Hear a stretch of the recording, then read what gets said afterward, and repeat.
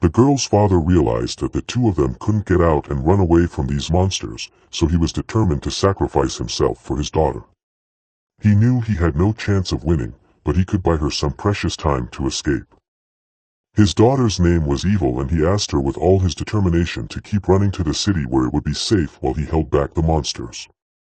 But Evil understood the lengths her father was going to for her and didn't want to leave him here to perish. So she tearfully answered him that she couldn't leave him behind and run away herself. Her father insisted, and tried to persuade her. He asked her to obey him, for it was the only way for her to escape. And he had promised her mother before they parted that he would protect his daughter at all costs, and now it was time to pay that price. One of their pursuers, who was a ghost or a demon or some other monster, managed to prepare his spell, Ghost Fire, while the father was trying to convince his disobedient daughter to run away.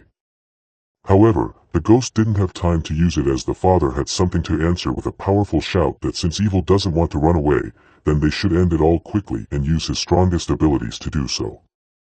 He swung his huge sword with a wave of energy that went straight into the ghost's spell. Father put all his strength and desperation into this blow, hoping that he could change their situation. And it looked like he had succeeded, because his blow not only cut and destroyed the Ghost Fire, but also cut the ghost that had created the spell in half. It seemed that this was their chance to not only survive, but to win. After all, there were still only a few ghosts left to destroy. But with the ghosts falling down and being chopped in two, something was wrong, and some kind of blue smoke or energy was vaporizing off of them. It looked as if the ghost's body was just a vessel. Once it was destroyed, the contents spewed out. His destruction was noticed by the other ghost, who, although surprised by this turn of events, seemed to have a plan of action for such an eventuality. For the next moment he stretched out his arm in the direction of the falling remains, and they began to be drawn into him like a stream. And the remains were not just pulled into him, but turned him into a boiling and swelling mass, and it seems that even for the ghost this process was incredibly painful, and he let out a scream that was not understandable for mortals. When the scouring was complete, a monster with arms and legs of darkness and two masks on its head with a toothy mouth finally appeared. Evil at this time did not sit idly by and decided to go on the attack with her bow and arrows of energy. She answered her father that no matter what happened she would never leave him alone. Her skill was called Natural Arrow, and her arrow released from her bow in flight turned into several different arrows that flew towards the target on different trajectories. She was aiming at the third ghost, who still hadn't taken part in the battle. However, as it turned out, Evil's arrows couldn't do him any harm and were simply absorbed by his cloak. Her father saw the result of his daughter's attack and told her that there was no way she would be able to deal with the apostles of the Dark Guild, and he didn't know how long he could hold them off, so he once again asked her to leave and hurry up. The ghost who had fended off the arrow attack suddenly prepared for a low start, and from beneath his robe showed his muscular arms, which he used to drive into the ground. His leap was quick, strong, and swift, and so swift that the ground where he pushed off cracked and exploded as if something had exploded there. In a moment he was at his father's side and brought his fist up to strike. He barely had time to raise his sword in defense. But it did not help him at all, because the blow was so strong that it flew far across the field and half of his sword was still in place. His father flew across the field until his back hit a huge rock, which almost collapsed from such a powerful blow. It was a very painful landing for the father, and he expectorated blood from the impact. Evil, seeing what happened to her father, cried out in horror. He was still clutching the broken sword in his hand, and despite his wounds told her not to worry about him and instead to get out of here faster. There was also something else going on with the ghosts. After the attack, the last ghost jumped on the two-headed monster. And they all started to melt together, about merging into one big ugly monster. Their combined monster was gigantic, and its arms burned with turquoise flames as it slowly approached the two fugitives with a roar that seemed to have no hope of escape. Evil supported her wounded father and looked up at the monster with horror. She assured her father that she would definitely come home with him. He just needed to hold on. But she didn't believe in her own words and just wanted to comfort her dying father. The monster was becoming more and more of an ugly boiling mass with each passing second as it let out horrifying screams and came closer and closer to its victims. Evil looked up in horror and realized that these were her last moments in life and was already ready to die. The monster raised his flaming hand above them for a blow and was about to finish what he had started as suddenly. You know what they say, for every big fish there's always a bigger fish, and that's what happened here. A colossal foot like a giant column collapsed on the monster and crushed it, leaving no trace of it.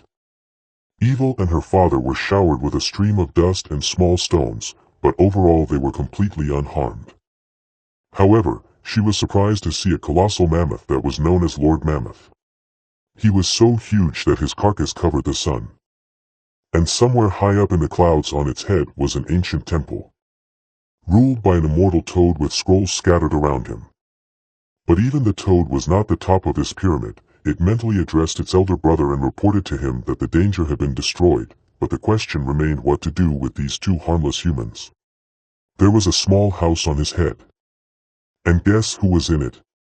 Not some twisted hermit, and not Naruto at all. It was Wong Kai. Turns out he was the one who was running this living pyramid, and he told the immortal toad that there was no need to harm these harmless humans. He would take them to his master to deal with them. Evil finally came to her senses. She thought she was having some kind of horrible nightmare because she jumped out of bed and shrieked, "Monster!" But when she opened her eyes and looked around, there was no monster and no one at all. She was alone in the middle of an unusual room. The first thing she thought about was where her father was and what a strange place this was. She didn't remember how she got here. However, she remembered something else, and it terrified her. Her father was badly injured, and if he didn't get the treatment he needed in time he would surely die. She mentally asked him to hang in there. She immediately jumped out of bed and ran towards the exit of the house. She opened the door and saw her father and screamed, "Dad!" As it turned out, it was not at all what she expected to see, and a mixture of incomprehension and shame reflected on her face. Her father was the healthiest of the healthy and posed, showing off his muscles and pumped-up body in the morning sunlight. Li Ping was simply delighted and clapped his hands at this, and complimented him that he must have spent a lot of time practicing to look like that. He answered him that as a fitness warrior it was fundamental to him. Only Elizabeth stood aside and didn't seem to share their enthusiasm at all. Li Ping asked if it was really a warrior profession from another world, because it was so cool. Meanwhile, Wong Kai carelessly ran around his master's feet and was happy to please him. But his behavior infuriated Elizabeth, and when she had had enough she kicked the poor dog with force. And he galloped across the field like a pebble on water. Elizabeth had some very nice indoor slippers that did absolutely nothing to stop her from kicking the poor dog very hard. Then she walked up to the frightened dog and angrily asked, "Who told you to bring this riffraff back, you stupid dog?" Wong Kai was upset from such blows and complaints and trembled under Elizabeth's fierce gaze, like a real dog that had wronged its mistress. Li Ping still couldn't admire the warrior's muscles and even went over to touch them. After one touch, he howled in delight, noticing how strong his muscles were.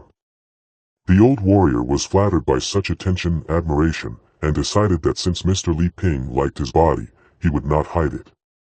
And the next moment, he went into 100% battle soul burning mode and his muscles swelled even more, tearing his clothes. And now he was posing in just his underwear in front of Li, whose eyes were burning with excitement, and he was vigorously cheering the performance. Evil finally came to her senses after what she had seen and moved closer. She had one question for her father: what was he doing? He finally noticed her and asked in surprise, "Evil, you finally woke up." To himself he replied that he was just trying to please his saviors. Li, too, couldn't find a way to properly explain what they were doing here, though it was probably impossible in principle.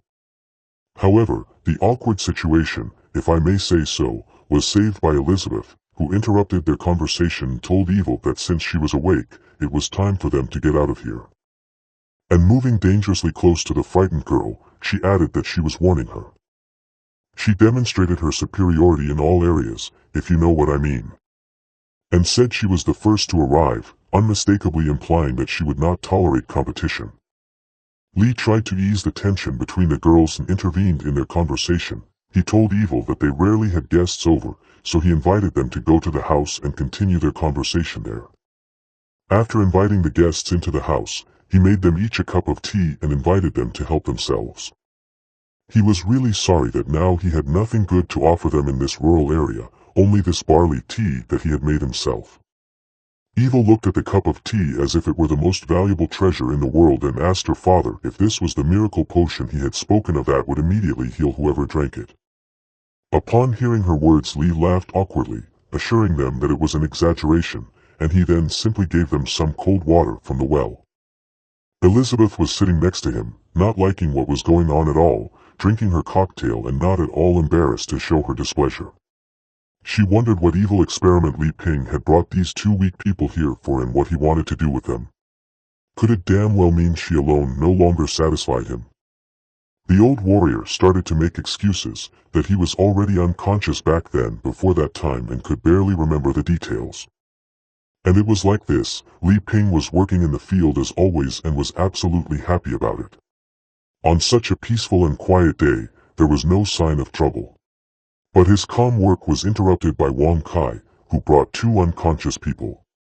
Li had to do something to help them, but he had only water from the well he had brought with him, so he decided to at least give water to the wounded strangers. As soon as he gave the old man water, he became incredibly strong and his wounds were healed. And now he sat here in his room alive and well and told his daughter that if it had not been for Mr. Li Ping's help, he would probably never have seen her again. She looked at the cup of tea in fascination and asked if they could really drink such a precious thing. Li was really happy that he could help people like that. He replied to them that they adventurous people talked to him so nicely, although in reality they had absolutely no need to be so polite. They thanked him anyway and started drinking their tea. But as soon as they took the first sip, their eyes widened at what they felt. Incredible power and energy filled their bodies and even shone outward through their mouths and eyes. They felt everything that Elizabeth had once felt, and it changed her. They felt as if they had been transported to another world, a perfect world for them, where a stand of birds soared above them in the light of the setting sun. It seemed that they were in a human paradise, in white robes in the middle of a field of golden wheat. Happiness and positive emotions overwhelmed them. And tears of joy flowed from their eyes, which could not believe what they saw before them. The old man, who had seen many sorrows and joys in his relatively long life, but had never felt anything like this before, was especially weeping. The flock of birds that circled above them consisted of eagle-like birds, and they majestically and leisurely made circle after circle. The father and daughter just lay on the field and looked up into the beautiful sky, unable to believe that a human being could experience such bliss. They could not see it, but around them on that field there was drawn a mystical sign, definitely not of earthly origin. What's this about aliens anyway? Write your theories in the comments. While their souls were flying somewhere in the clouds of pleasure, their mortal bodies got a significant increase in power, and the old man became an archmage of the 4th level, and evil from a mage of the 1st level became an archmage of the 1st level. When they finally woke up, the old man told his daughter that he felt their magical skill levels had improved and advanced further than ever. Evil replied that not only had that happened, she had even awakened her mother's elf bloodline and had grown elven pointy ears. They sighed tiredly together. After crossing the boundaries of consciousness that tea had opened for them, nothing really mattered to them now. Such a change in their mood strained Li a little. But he noticed their empty cups and happily offered to pour them another cup of his signature tea. Touched to the core by his kindness and the incredible tea, the old man said with tears of joy in his eyes that they had enough, really enough, and could not abuse his kindness any further. The real reason for his refusal was that he really thought Li Ping was a godly person, and was not sure if they could endure another such journey across the boundaries of their minds. Meanwhile, Li sadly agreed, since they didn't want to, and thought that he would really like to serve them drinks and snacks, but Elizabeth had taken and eaten them all, and if he tried to bring any more, it might anger the demon queen.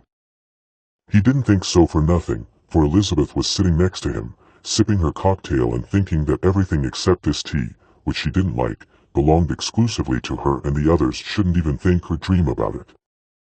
Li apologized to the guests because of the fact that he couldn't offer them anything else. But that was absolutely not the reason they were upset. Li, in order to diffuse the atmosphere a little and to get to know his guests better, asked an old man, whose name was Barris, how and why they were attacked. Barris, remembering all the details, tensely answered that as he probably knows himself, it all happened because of the elven blood in Evil's body. Evil did not stay out of the conversation and added that her mother was one of the saintness of the elven race, and she gave birth to her after falling in love with her father, who was a human. But the laws of the elven race forbid intermarriage with other races. Lee was surprised to hear this and asked, "What then is it that the elves were trying to catch them?" But his question was interrupted by Elizabeth, who finished her cocktail and said that it was all nonsense, because the ban on intermarriage between races was cancelled many years ago after the Demon Queen united the whole world. Barris sighed heavily and replied that it was a long story. After Evil's mother was forced to return to the Elf Holy Land, he took Evil with him and hid her from everyone. His words reminded Lee of a story from his home world, Romeo and Juliet. And he still thought that it was the elves who had learned of Evil's existence and sent hunters to catch them. But Barris waved his hands in denial and continued that because of his wife's sacrifice and the fact that she had agreed to return to her people, the elves had decided to leave them alone and spare them. Those who were after them this time were envoys of the Dark Guild from the Demon Realm. Hearing his words, Lee looked suspiciously at Elizabeth and asked, "Demon Realm, Dark Guild, what could that mean?" The second cocktail was not enough to cool the Demon Queen's anger. So she jumped up from the bed and angrily poked him with her finger and asked him what he meant when he said that. Lee, realizing how screwed up he was, desperately started begging her for forgiveness. And surprisingly it worked, and Elizabeth calmly though resentfully sat down on the couch, showing her displeasure with her posture. She asked Barris to explain to her clearly where the Dark Guild came from in the demon dimension and why they were taking over the elves. Barris, with a look of horror on his face, answered her that they say that the Dark Guild is conducting mysterious and mystical human experiments whose purpose is to resurrect the Demon Queen who once united the whole world and whose name was Elizabeth. Evil added that the elves are just one of the materials they use so intensely that even she, who has yet to awaken her elf bloodline, has become their target. Lee and Elizabeth froze in their seats for a moment, not knowing what to answer. But then suddenly Elizabeth jumped up from her seat and grabbed Lee and began to shake him like a rag doll. She warned him not to even think that she didn't know what he was thinking. Poor Lee had to ask her for the second time that evening to calm down and forgive him, but this time he had no idea why. The guests watched the scene and Evil had no idea what they were talking about, but her father told her to shut up and mind her own business. Elizabeth was satisfied with her unconditional dominance over Lee, so she calmed down a bit and turned to the guests. She asked them what earth-shattering changes could have taken place outside in just 1 year. And who told them that the Demon Queen was dead. Barris was surprised at such an answer, and replied, "Wasn't that so?" After all, the Demon Queen Elizabeth had disappeared and had not appeared for over 500 years. If she were alive, she would have returned long ago to rule the world. Hearing this, Lee began to bite his nails with worry. He couldn't believe that 500 years had passed outside while Elizabeth had only lived here for a little over a year.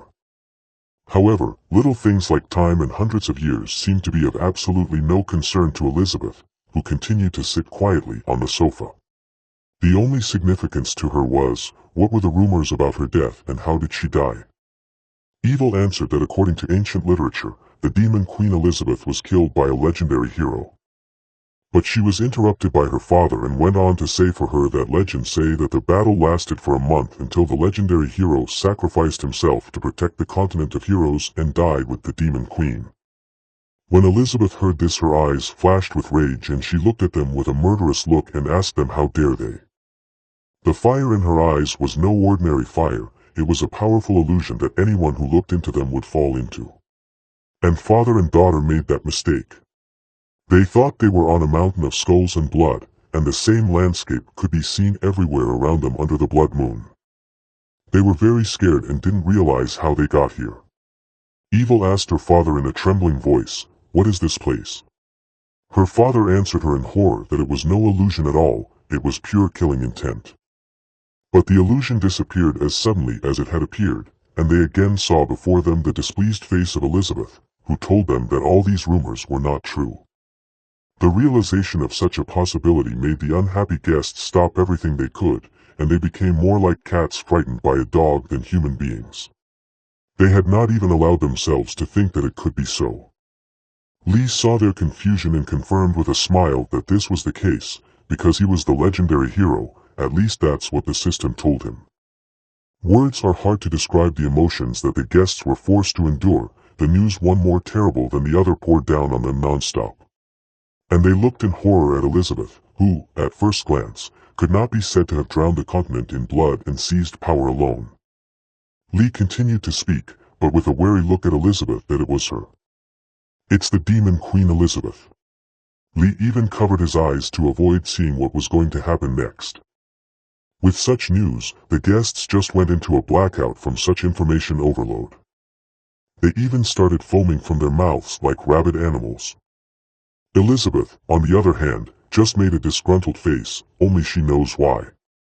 From her perspective, Lee had set this up on purpose and was now pointing his finger at her, urging the guests to mock her. After all, she was the Demon Queen imprisoned here, so laugh at her. She couldn't stand such humiliation made up in her own head, so she pounded on the table and startled everyone present. Told everyone she'd had enough. As she walked away under the uncomprehending stares of Lee and Barris, she told them lastly that she wasn't going to entertain them anymore.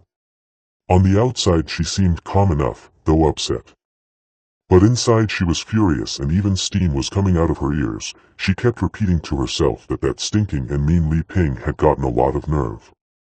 And now she realized he had saved those people on purpose and only to humiliate her. He had gone too far and she would not forgive him. Immersed in her thoughts, she reached the door and closed it behind her with such force that the whole house shook and the whole wall was covered with cracks. As soon as she left the room, Barris breathed out in relief, thinking to himself that finally this monster in a cute guise was gone. He apologized to Lee for pestering him and bringing more trouble to his house, but he wondered what the legendary hero had in mind for the future. Especially their future. Lee himself had barely recovered from the news of 500 years and Elizabeth's extravaganza of leaving the room and was now holding his hands to his knees, rubbing with fear. He barely managed to squeeze out a reply that he didn't know anything about the future, but first of all they all needed to calm down. But the disturbing thoughts did not leave him. As it turned out, after Elizabeth had broken the time barrier, time here had become chaotic and not synchronized with the rest of the world as he had thought before. Perhaps it would take quite some time. He still couldn't believe that 500 years had passed outside. They spent the rest of dinner in silence and tension until Lee finally realized to send his guests to bed. It was past midnight and a bright moon lit up the room through the window. The guests lay on their beds and tried to pretend they were asleep, but they weren't very good at it as they had too much to talk about. Father and daughter were whispering. Evil said that she hadn't expected and still couldn't believe that the truth about the events of 500 years ago would turn out to be so. How could a demon queen fall in love with a legendary hero, leave the whole world at her feet and hide from everyone? Just like they did themselves once upon a time. Her father also whispered back to her that they had no right to compare themselves to them. Mr. Li Ping said to calm down first, and that surely meant that he was pondering how to deal with them, whether to spare them or not. And he advised her not to talk nonsense. But Evil didn't calm down and kept asking, why then did Mr. Li Ping save and heal them if he was going to kill them?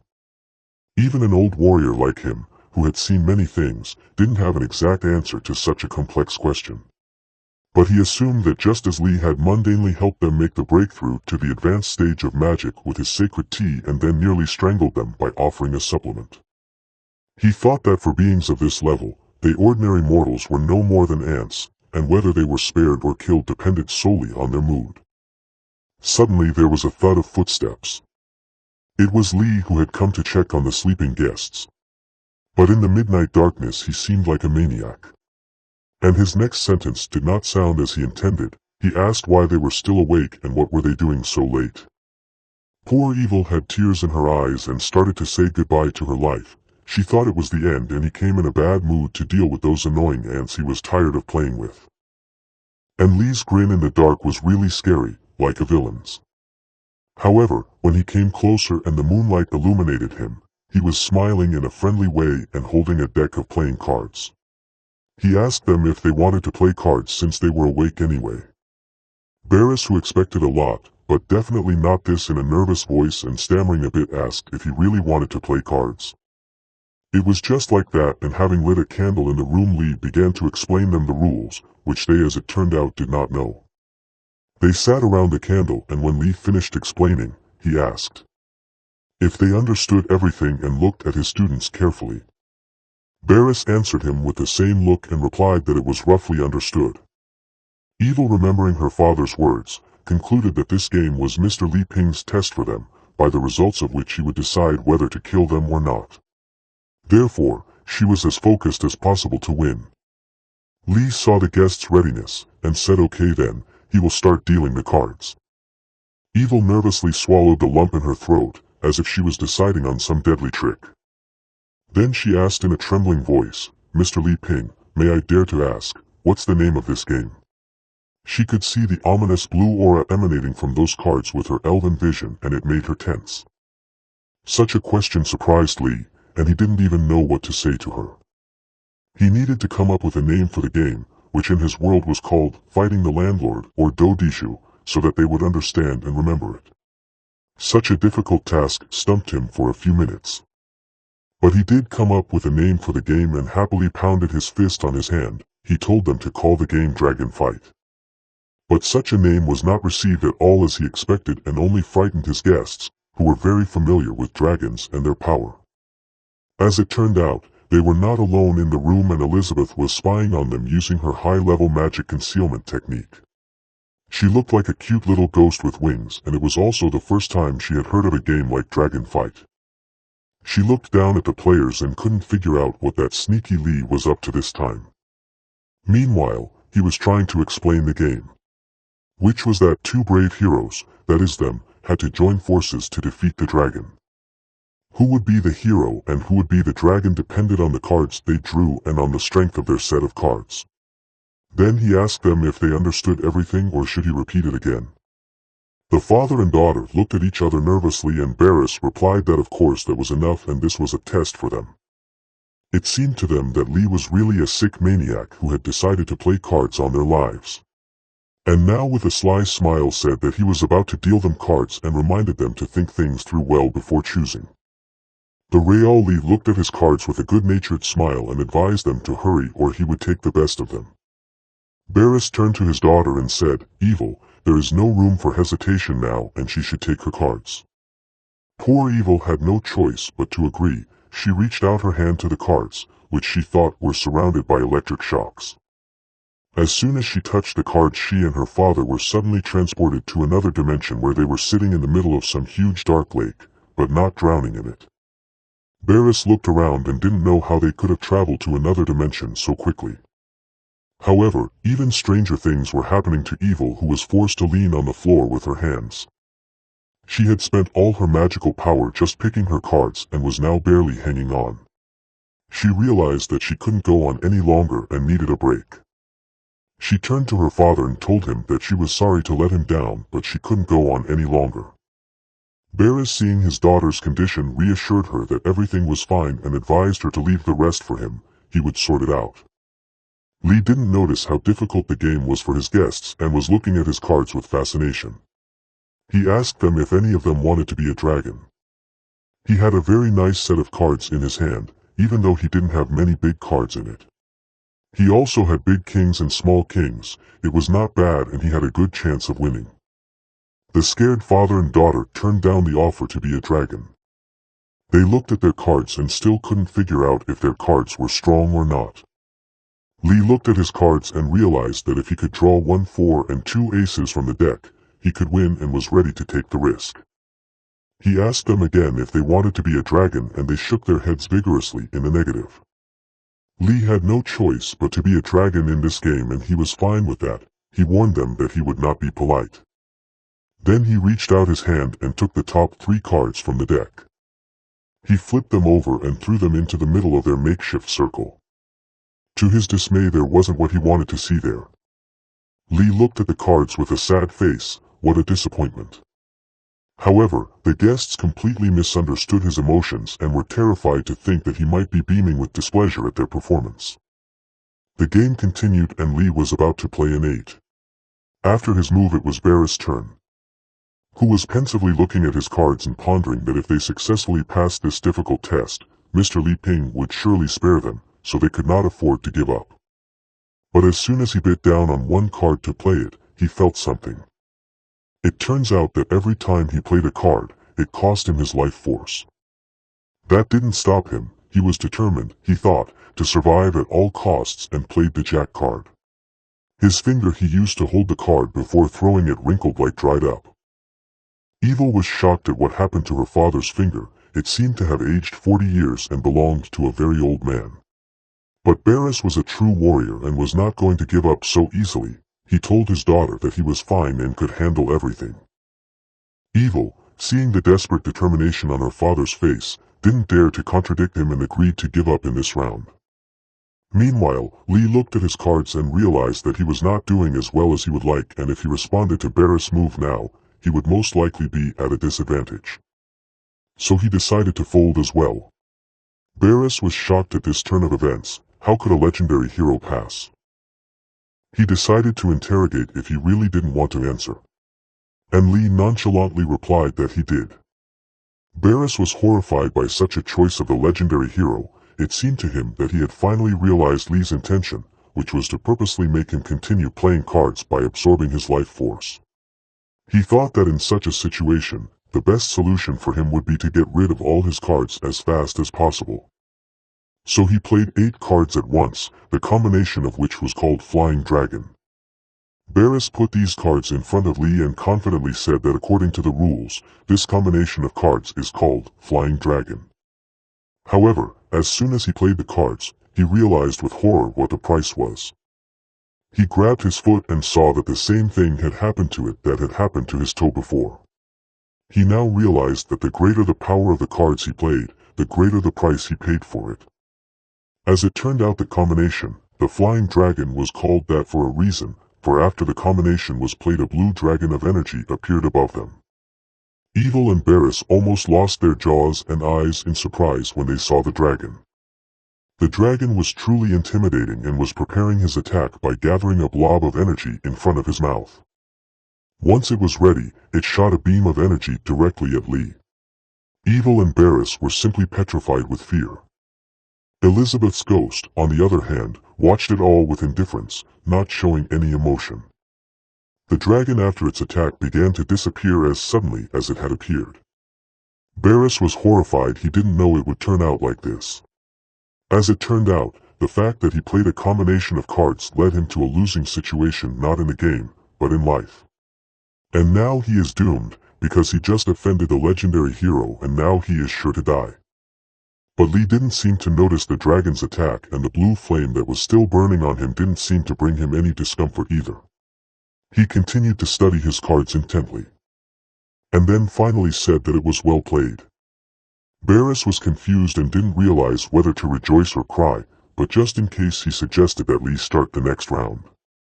But Lee replied with a smile that he didn't want to, and exactly the same suggestion was made to Barris. He realized that it was pointless to resist and agreed to start and began to look at his cards tensely. Then he played a 3 of spades, for which he immediately paid with another finger. Evil, as always before, passed, and now Lee said that his turn now played a 10. As it turned out, his opponents had nothing to answer. He was just waiting for this, and a smug smile played on his face. He went on and played straight.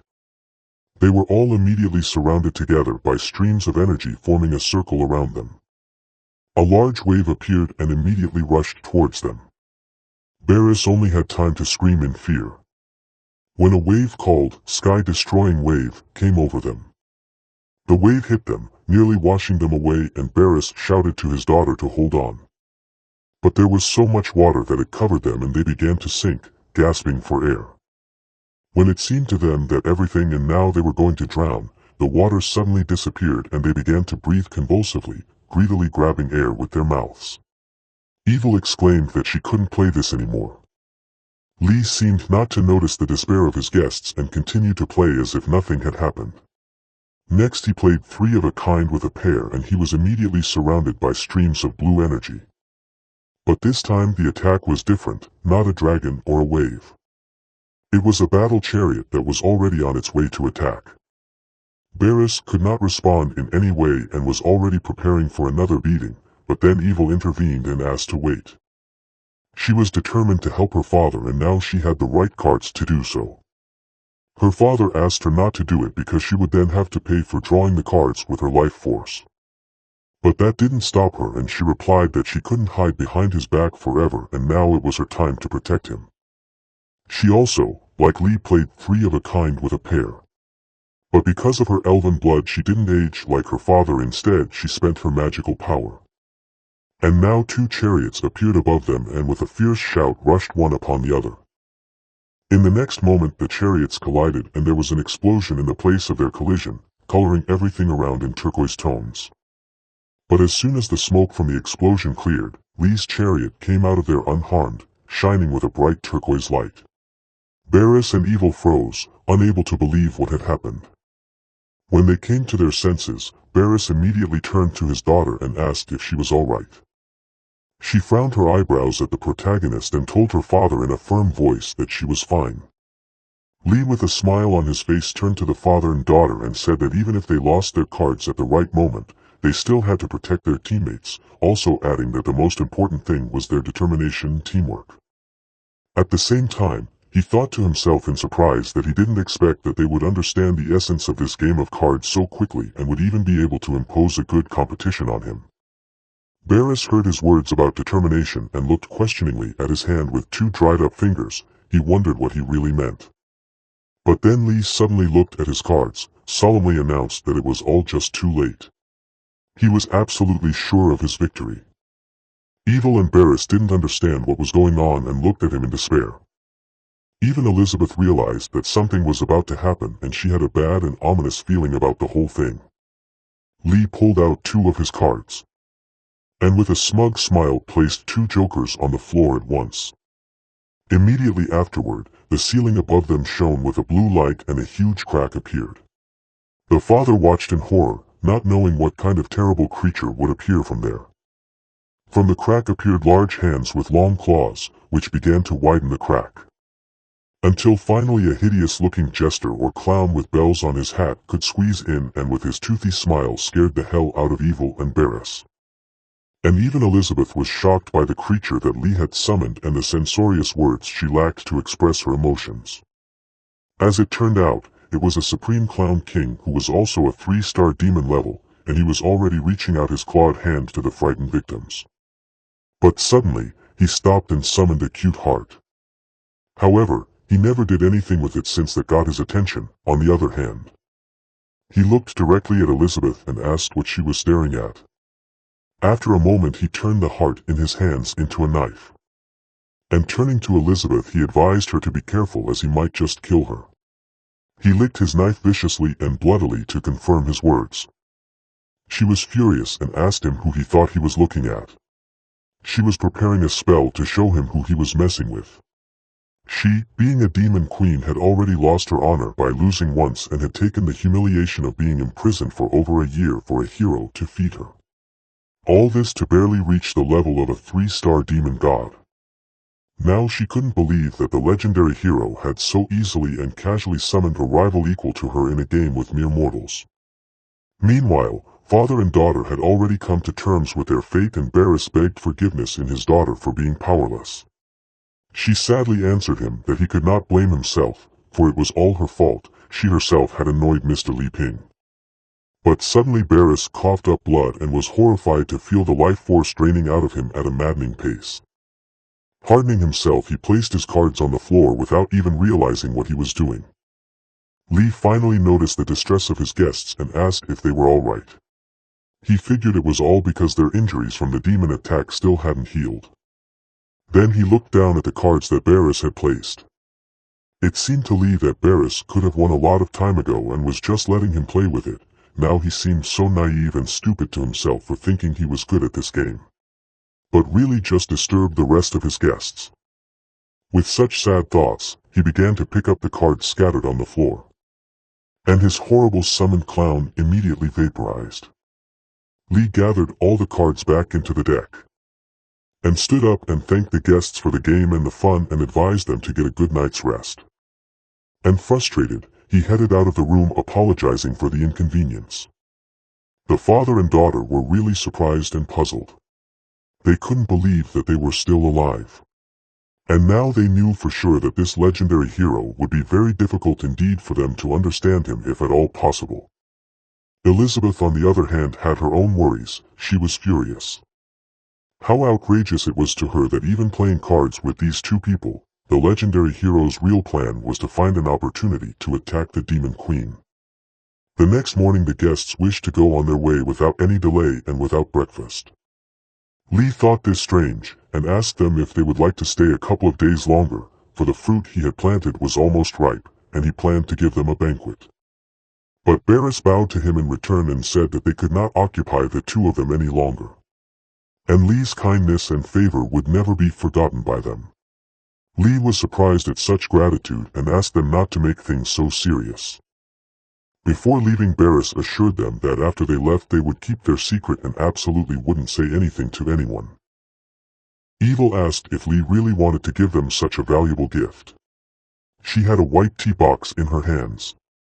But Lee cheerfully assured them that it was just regular barley tea and he would really like them to take it with them.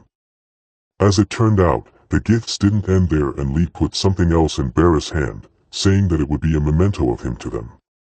It was the deck of cards they had played with last night. Barris was surprised at such a valuable and dangerous gift.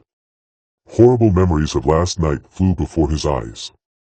But Lee had insisted and asked him to take them. For as it turned out, his card-playing skills were too bad and they were totally unsuitable for him. But his self-abuse was interrupted by the exclamation of Elizabeth, who had been standing nearby all this time. Barris heard her voice and was startled. Elizabeth told them to hurry up and get out of here. This seemingly short phrase had a lightning effect, and in a moment the guests were left with only a streak of dust, which they raised, fleeing at top speed away. Lee didn't even have time to say goodbye to them.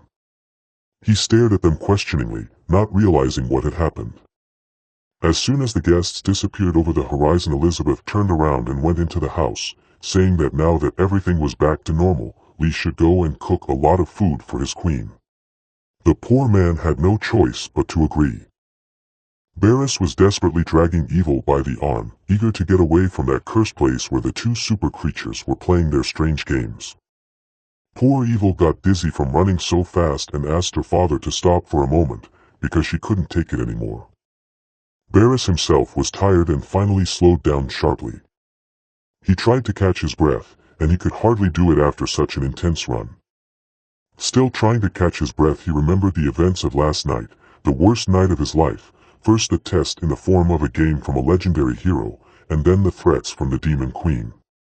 The memories of last night flashed before his eyes, when right after the legendary hero had left them to rest, Elizabeth appeared to them in all her glory. Without saying anything and looking at them with a murderous stare from which they could not move, she made a sharp movement with her hand, as if she wanted to cut something off. And she drew her hand straight across the neck of the guests, and in the darkness it seemed that this red line cut off their heads. The father and daughter immediately grabbed their throats, trying to breathe while their necks burned with fire. They were unharmed, but they were wearing seals, in an unknown language that looked like thin collars. Immediately after that, Elizabeth addressed them in a threatening tone and ordered them to leave this place tomorrow, and they were obliged not to reveal any information about her, that is, the Demon Queen and the legendary hero, especially about their presence in this world. It was an order that could not be disobeyed. And Barris with a pathetic look answered for both of them that they understood everything and they would not dare to disobey Her Majesty's order. But for Elizabeth their words were not enough, and she told them that if they had even the slightest idea of going against her will, the accursed seal around their necks would immediately behead them. Returning from his memories, Barris concluded that the truth of the whole story was that the Demon Queen who ruled the entire world and the legendary hero Li Ping were tired of the worldwide conflict between good and evil and now didn't want anyone to bother them. As he spoke, Evil looked around and noticed that the place looked familiar. Barris didn't believe her at first and wrapped his own head around it. And then seeing the huge footprints and demon prints, he asked in surprise if he had run this far. It was exactly where they had fought their pursuers last time.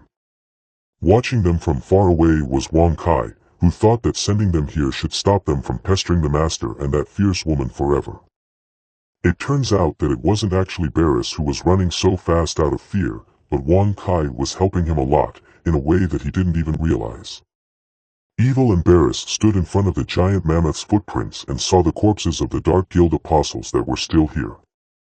Barris sensed with one spot that there was something wrong here and there might be high-level demons nearby, so they needed to leave this place as quickly as possible. Wang Kai also sensed that something was approaching. But he was in absolutely no mood to help them again, so he opened the portal and thought that no one cared what happened to them, so he would rather go back home and get beaten up by that fierce woman. And he immediately jumped into his portal, leaving no trace behind. Meanwhile, Evil and Barris were already surrounded by many dark cloaked figures.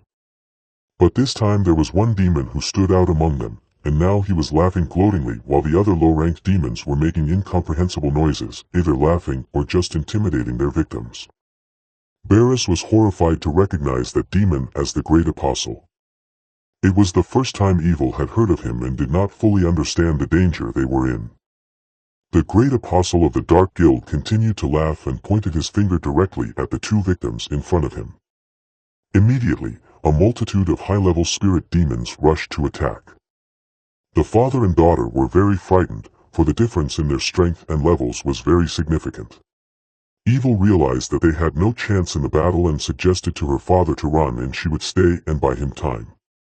But he had a plan to solve everything, for despite the large gap in their strength, now after seeing the measurement of the strength of those two, all those apostles seemed nothing in comparison. Barris took out a deck of cards from which streams of blue energy began to emanate and announced to everyone that now everyone would call him the hero with a heart of iron. The streams of energy from the deck threw back the attacking apostles.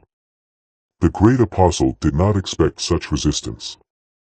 Barris, feeling the power in his hands, told Evil that ever since her mother had returned to her elven tribe, he had taken complete care of her and had become very timid so as not to attract unnecessary attention.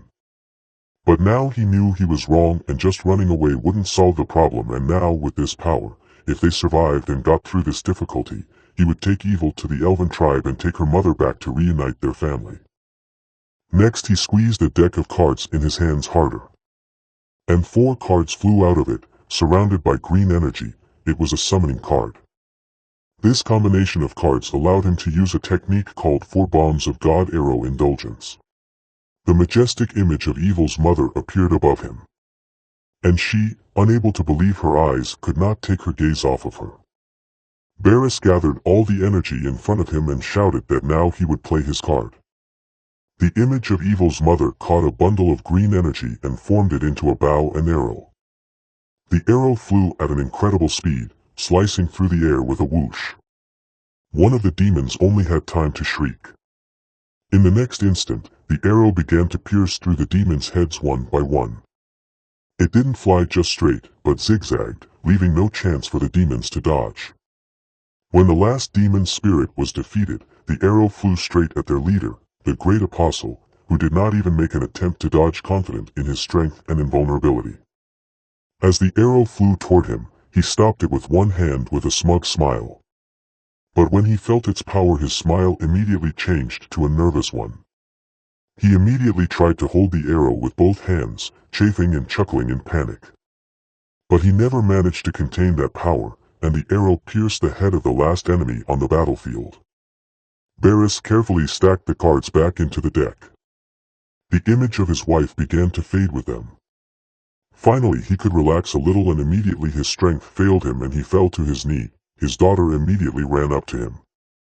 After a little breathing he said that it looked like he should change his profession. Father and daughter sat in the middle of the field near the ditch that the arrow had left behind. The power of this attack was incredible, and at the same time, it didn't require boundless strength from the one who used it. Just like that, from that moment onwards, a new profession called Card Master appeared on the hero continent. A week later, Lee was sitting in the shade of a tree near his house, enjoying the fruits of his labor. On the table in front of him were sliced watermelon slices. As he ate the delicious watermelon, he thought about how wonderful the magical world was. Almost anything was possible here, and even his personal method of plant crossbreeding was successful. He was able to grow many different fruits and berries on one plant. But he was missing something, because without the opportunity to share the results of his labor and harvest, he felt empty and that something was missing. In this world he had the opportunity to become anything he wanted, a warrior, an archer, a mage, even a servant of the demon queen, but he chose to remain an ordinary farmer in the village of newcomers. And up until this point, it had seemed to him from the beginning that he would always be satisfied with peaceful farming. But now that he had everything and had some contact with the outside world through guests, his heart couldn't find peace. Now he wanted to see that outside world. Lee sighed, realizing that all people are like that and he is no different from them. When they get something they then immediately want two more and so on. Unfortunately, he couldn't go to the outside world as he was too weak, so he should forget about it. Suddenly, a small pop occurred near him. When the smoke from it cleared, there was Elizabeth, who teleported here from the house without getting up from her chair. She asked our hero what was on his mind. After all, he had been looking rather sad lately. Lee replied that he would like to go out into the outside world, but he was too weak to do so. Elizabeth laughed at his words and remarked that he was finally anxious to leave this place. Well, she could help him and he could travel with her. She thought to herself that the outside world was simply not comparable to his world, and his attempt to make himself a defenseless victim was too arrogant. Lee glowed with happiness. He couldn't believe she was offering to help him. He thought that with the demon queen and her protection it would be a completely different story and he would be safe. Elizabeth responded to all this by finishing her cocktail, and advised him to cut the crap and go change. 10 minutes later they were already fully prepared for their trip. Lee finally changed his work attire and now he did not look like a peasant from a distant village. Elizabeth had also dressed up, all the clothes Lee had made for herself and him. And now the demon queen was forced to notice that his cooking and sewing skills were very impressive. They stood together admiring their new look. Lee replied that it was indeed true, as those were his main specialties, cooking and sewing. Watching this sweet couple, even Wang Kai barked with delight. Elizabeth snapped her fingers. Immediately, a portal called Transfer Door appeared in front of them. Elizabeth explained that by going through it they could get to the nearest town. Lee was surprised and remarked what a handy skill this was. Elizabeth was not going to hesitate and headed for the portal. But Lee stopped her, asking her to wait and answer a few questions. He was a little scared to ask them, but he still dared to. He wanted to know for sure that once they got to the outside world, would Elizabeth leave him alone? Would she be able to keep her emotions in check? And could she not use her power to its fullest? But as always Elizabeth understood everything in her own way and it seemed to her that these were not questions but orders for her. In which he forbade her to leave him without permission, ordered her to control her temper and not to use magic carelessly so as not to spoil his fun of socializing with ordinary people. She replied with a stony face that she understood. But that was not the end of his questions, and the main question that bothered him was, would she come back here with him when she saw the changes outside? Lee was very worried that now that the protective barrier of the newcomer village was gone without the protection of the demon queen, it would very quickly become food for the demonic creatures that were prowling around. Elizabeth replied that of course she would come back here. She thought to herself that before she officially defeats this evil legendary hero, the outside world means nothing to her. Lee was glad to hear such good news. But Elizabeth had conditions too. He had to agree to just one request of hers. Lee asked fearfully what was the request, imagining what she might want in return. She stepped closer to him and asked that when they returned he have something ready for her. A super deluxe assorted fruit pudding. Lee interjected in surprise, pudding. Elizabeth confirmed that was exactly what it was and asked if he had any problem with that. An overjoyed Lee replied that of course not, go ahead. And they walked through the portal together, leaving poor Wang Kai alone. He only had time to bark goodbye to them. It was Lee's first trip through the portal, and it wasn't the most pleasant, but it was fast. He squinted at the bright light. Then he looked around in surprise. There was a beautiful and colorful medieval city with a large castle in the center. It was a neutral town on the outskirts of the continent of heroes. It was called Boaster, and from afar it looked peaceful and prosperous. At first glance, it looked like humans and monsters were living peacefully side by side. Lee glowed with happiness and marveled at how amazing this place was, as if he had stepped into another world. Elizabeth didn't share his admiration and just looked around. First Lee noticed a gear store with helmets, shields and armor. Then to a butcher's shop selling ingredients, but what surprised him it was the carcass of an ordinary pig on the counter. So he bounced from one store to another each time marveling at everything like a little child. Elizabeth stood motionless in the middle of the market and noticed that 500 years had passed quite unnoticed and the changes in the outside world did not seem so significant. After the market they went on to look around the city and Lee said that it seemed to him that the world around them was not as chaotic as Uncle Barris had told them. Elizabeth closed her eyes with a smug smile and said that it was all thanks to her, for she had laid a strong foundation during her reign. In the beginning in this world, various forces were in conflict and the situation was chaotic. But thanks to the fact that she used her absolute power to suppress them all, she managed to establish a set of rules where absolutely everyone was equal. So it was her who saved the world, not Lee, the so-called hero. After finishing her monologue, she finally opened her eyes and looked at the place where the hero should have been. But he wasn't there, which made Elizabeth very angry and she clenched her fists. She thought it was nonsense that he didn't even pay attention to her past accomplishments and instead went to look at the counter with the dolls. Another humiliation for her from a legendary hero. Meanwhile, Lee was looking at the homemade dolls for sale, bunnies and bears. He especially liked the way they were made and asked the girl who was selling them if she had made them herself. The girl with the glasses replied that yes, and if he liked them so much, she could offer him a lower price than usual. But their sweet conversation was interrupted by the rude shouting of a boarman who asked who gave them permission to set up shop here. Then with a single kick of his foot he threw over the crate on which the toys were stacked, and they flew in all directions. The pig-headed bandit grabbed the poor girl by the arm and called her a stinker, adding that her church owed his gang protection money and had never paid. How dare she set up shop in his place after that? Apparently that Annie girl was the oldest among the orphans some church had taken care of, and she was selling homemade dolls to further provide for her younger siblings. Several of them were with her now and watched with horror and tears in their eyes the outrage of the bandit, who grabbed the girl by the scruff of the neck and lifted her above the ground, but even in this position, she boldly answered him that their gang had never protected them, so why should they pay them for protection? Such a statement made the bandit angry and he called her an idiot, because since last month this whole street had become their territory and had come under the control of the Beast Gang.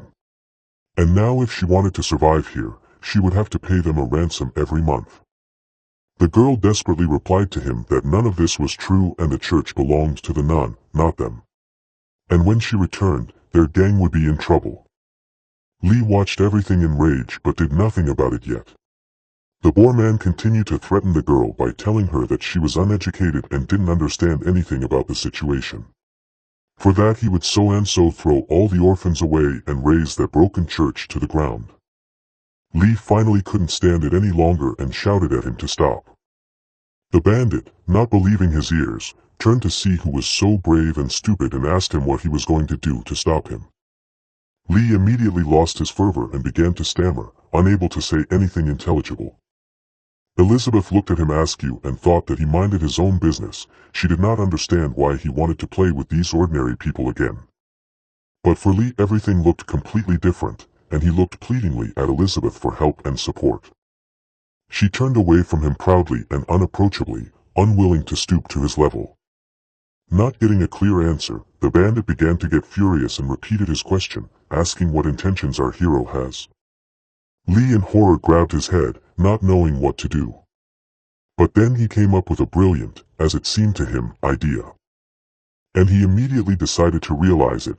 He pointed his finger at the bandit and loudly urged the whole crowd of citizens to come and condemn this pig-headed man for bullying a little girl. But as it turned out no one wanted to help him and everyone pretended not to hear anything. Absolutely nothing was seen or heard. The bandit only laughed at his pathetic attempt and asked if he really thought anyone would come to his aid.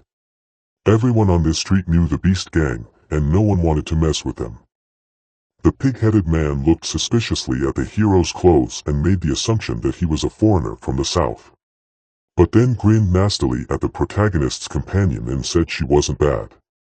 Frightened, Lee offered to discuss everything. After all, he has several valuable items of his own production in his backpack, and he could share with them.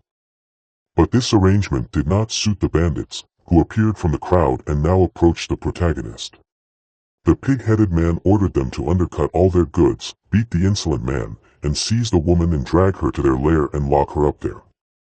Elizabeth, though she was in Lee's imaginary captivity, but now she asked the approaching bandits with a cocky smile if they really thought there was anyone capable of imprisoning her in a dungeon.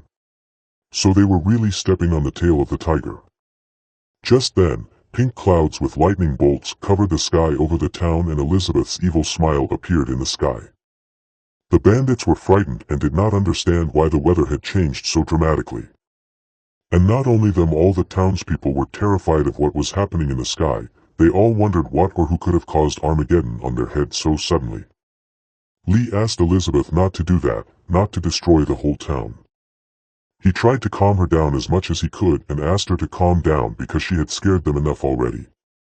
She doesn't really want to fight ordinary people, does she? Finally Elizabeth exhaled and replied that okay, she would spare them all, but only because he asked. Elizabeth's magical power was immense compared to the rest of the residents, and this was noticed by the orphan girl Annie, who seemed to have her own unique abilities. She could see what the others couldn't and was surprised to see such power. Meanwhile, the bandits noticed that the clouds were beginning to part and wondered if it would finally rain today or not.